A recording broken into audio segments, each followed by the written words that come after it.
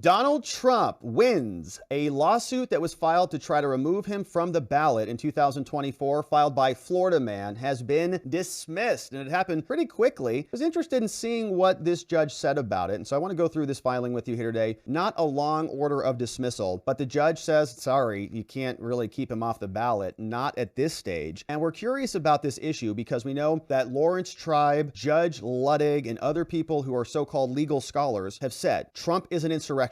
He is automatically removed and disqualified from the process because of his role in the insurrection. At this moment, without any conviction, without any trials, without anything, is disqualified. And this was the lawsuit that was brought by this guy, Lawrence Kaplan, out of Florida, the Southern District of Florida. I'll hit the highlights quickly before we take a look at what the judge said dismissing this. But he says that I have been voting since 1976, voted in 12 presidential elections. That's why I have standing. I've been voting a lot. I'm a legal resident of Florida. I'm a U.S. citizen by birth. I'm a lawyer licensed in a bunch of different places. This lawyer says the facts are undeniable. Trump served as the president, but lost. And during January 6th, as we're aware, a throng marched on the Capitol and took over the country, essentially. They're saying here that Trump was involved in this. Jack Smith has been appointed. Trump has been arraigned on these charges, and that Trump has been formally indicted. He's seeking re-election, and therefore he needs to be removed. They're saying the 14th Amendment says that if you committed an insurrection by giving aid or comfort to the enemies, you've got to go. The disqualification clause is self-fulfilling, and Trump hit it. His efforts in Washington, his efforts in Georgia, and so on have justified his removal. Section 3 of the 14th Amendment says any individual who commits insurrection is hereby disqualified. And so what they were asking for in this lawsuit, number of top legal scholars, and there were a bunch of typos in this lawsuit. Remember this? We started running into these typos. He said that this is self-executing and that once it is in place, Trump is prohibited. Just like you're disqualified if you're under the age of 18,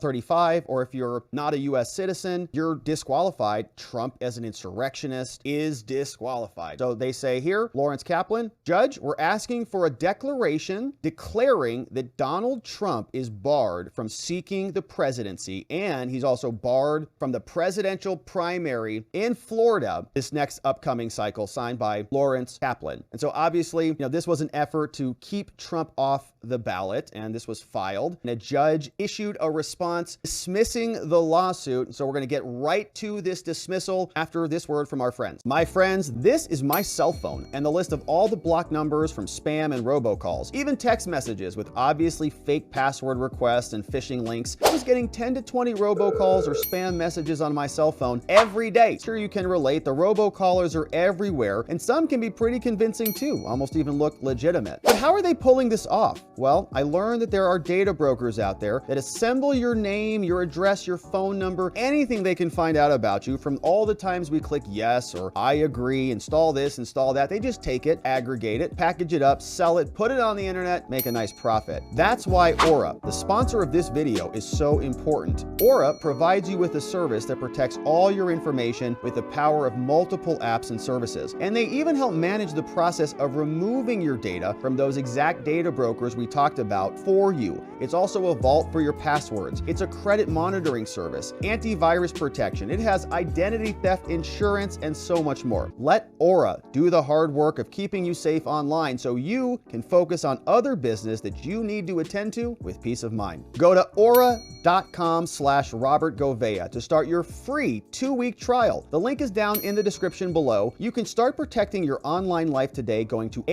aura.com/Robert Govea. Start today. The judge entered the order dismissing the lawsuit in Florida, and let's take a look at what he said in his filing. This was submitted out of the Southern District of Florida, and the case, of course, is Lawrence Kaplan, along with many others, versus Donald Trump. 6-page order from the court, and I think this is going to be important. I really think that the Democrats are going to try more of this. I think that this original filing was a rough draft, but we're going to see them continue to try these attempts. They're taking shots on goal right now, just taking shots, boom, boom, seeing what sticks or not. So the judge is dismissing this. He says, all right, order of dismissal. It's pretty quick, right? This got turned around very rapidly. Judge says, this cause is before the court on an amended complaint by Lawrence, Florida man. They say Florida man asks for a declaratory judgment stopping Trump from seeking the office of the presidency. This is the judge writing. Also participating in a presidential primary. He says that the plaintiff's Florida man asserts that Trump is ineligible to serve under the 14th Amendment because of what happened on January 6th and related activities. The judge says the court concludes that it lacks subject matter jurisdiction and dismisses the complaint. Now, if you're a guy like Mark Elias or a guy like Lawrence Tribe, I was going to say if you're a guy like Judge Luttig, but I don't think he's intelligent enough to cobble together a thesis. He just takes up whatever Lawrence Tribe regurgitates and just does the same. So here, I think subject matter jurisdiction will be something that they'll try to fix, in other words, right? The next go round. So the judge says, okay, under the Federal Declaratory Judgment Act, the court has substantial discretion in deciding whether to declare the rights of litigants. If a district court, in its judgment, determines that the lawsuit or the declaratory judgment is not going to serve a useful purpose, they're saying there's no reason for us to proceed. You want a declaration. Okay, well, you don't just get declarations for whatever the heck you want. Is it going to serve something useful? If it is, we'll consider it. But as explained below, the court exercises in this case its discretion, and we dismiss the complaint for lack of jurisdiction because of lack of standing. We're very familiar with that because of our 2020 election litigation coverage. The judge says this court has an independent obligation to determine subject matter jurisdiction, even if a party doesn't challenge it, right? So there's some things the court will look at on its own. There's other things the court will not look at on its own. One thing they've got to say is, do we have the appropriate capability to even hear this case? There's case law to support that. Inquiry into standing is essential. We have to make sure there is an actual case or controversy under Article 3 of the Constitution. They say a generalized interest, and this is a very interesting case, right? The question often comes up, why can't we just sue the government and just get declarations or just say this is illegal or this is illegal? And this is a good citation for this. A generalized interest of all citizens in constitutional governance, just because we want our country to work well and them not to violate the Constitution, does not suffice to confer standing on one such citizen. This is often called the political questions doctrine, which means just because you have a political complaint doesn't mean you can file a lawsuit. It is a political question, which is not for the courts, it's for the political process. Go talk to your congressperson. Don't complain about us here. To have standing, a plaintiff must show he has, quote, a personal stake in the dispute and that the injury is particularized. So something that is happening specifically to that person. Here, Florida man lacks standing to challenge Trump's qualifications for seeking the presidency, as the injuries alleged are not cognizable and not particular to them. Florida man says that we do have standing. He says that I've actively participated in the last 12 elections. I voted for Republicans and Democrats. Is a Florida resident, U.S. citizen. He's an attorney. He's a member of various courts, never been sanctioned. They say that he's also, this other guy, Booten, is a Florida resident, also a citizen. And this guy, Straniais, is a Nevada resident and a citizen. They say that, hey, we're going to suffer injury, man. If Trump is allowed to run for president and win, we're going to be harmed if he could be disqualified and removed right now. But the judge says, yeah, well, okay. However, an individual citizen does not have standing to challenge whether another individual is qualified to hold public office. That comes from other cases. In Berg, the plaintiff was an attorney representing himself. He tried to sue, seeking declaratory injunction, saying that Obama was not eligible to run. Natural-born citizen lawsuit. But they said, sorry, you can't sue. The court said standing has been a consistent barrier and noted that other lawsuits to stop Obama have all been failed. Same thing. They tried to sue to stop Senator John McCain. They said that voters have no standing to complain about participation of an ineligible candidate in an election. The question is going to be who does have standing, and we'll see what the courts say about that, if anybody. The court concluded that an alleged injury, so probably the parties, right? We have to get to like the party level about balloting and stuff like this. The court concluded that an alleged injury stemming from a presidential candidate's failure to satisfy the eligibility requirements of the natural-born citizen clause is not particularized enough of an injury to constitute an injury in fact sufficient to satisfy standing. So if the party says we want to get somebody or a state person, like not a citizen, but let's say somebody who's involved in the process, Trump is denied, they are specifically injured. In fact, as I said, I think this will just continue to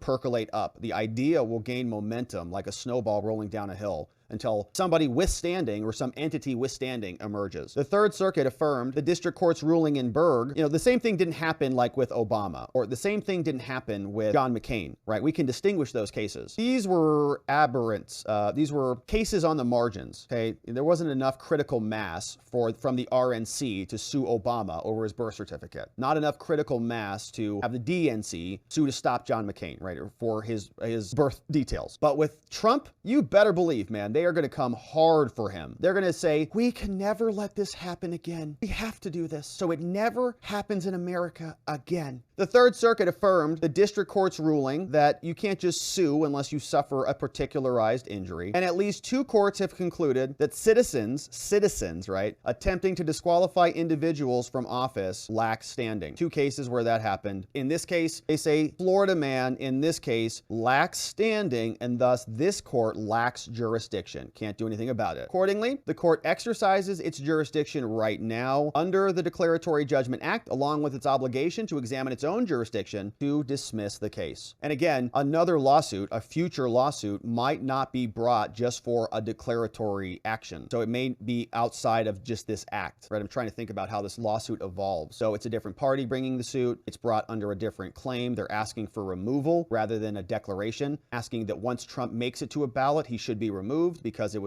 that's erroneous. He's already been disqualified under the 14th Amendment. So the judge says, based on the foregoing, it is ordered and adjudged that Florida man's lawsuit is dismissed without prejudice, meaning he could refile it, but he probably won't unless he goes and finds some standing. The clerk of the court is instructed to close this case. All pending motions are denied as moot. All deadlines are terminated. So it is done and ordered in chambers by Robin L. Rosenberg, U.S. District Judge. So very interesting ruling. I think this was a shot on goal. They missed this time, but I am very certain they will be back. And this is just attempt number 1. There also is an update out of Arizona along the same lines, asking whether Trump will be removed from Arizona. This is what the Democratic Secretary of State in Arizona, shout out, has to say. This came over from the Hill, saying Trump cannot be barred from running for president. Adrian Fontes. Man, I'm sure that was a painful thing to admit. I can't imagine his Twitter followers are happy about that. He said he does not have the ability to bar Trump from running for president on Wednesday. There have been calls to bar Trump from being able to run in 2024 under the 14th Amendment. Fontes said despite those claims, he cannot do so by way of a previous Arizona Supreme Court case. He says now the Arizona Supreme Court said that because there's no statutory process in federal law, enforce Section 3 of the 14th Amendment, you can't enforce it. But the Arizona Supreme Court said, he said, so that's the state law in Arizona. Now, do I agree with that? He says, no, that's stupid, right? So he wants this to happen. He just doesn't think he has the power now to do it. Fontes said, despite his dislike of what the Arizona Supreme Court has decided, he'll still follow it because it's the law. I'm going to follow the law. Law in Arizona is what the law is. Whether I like it or not is irrelevant. That's a good statement. We'll see if that holds true. So they are going to continue to try this. I have no doubt about it. If they can't imprison him, if they can't have him voluntarily remove himself, well, maybe they'll just remove him for him. And so we'll continue to cover this. I expect to see a lot more. Thank you for subscribing as we cover.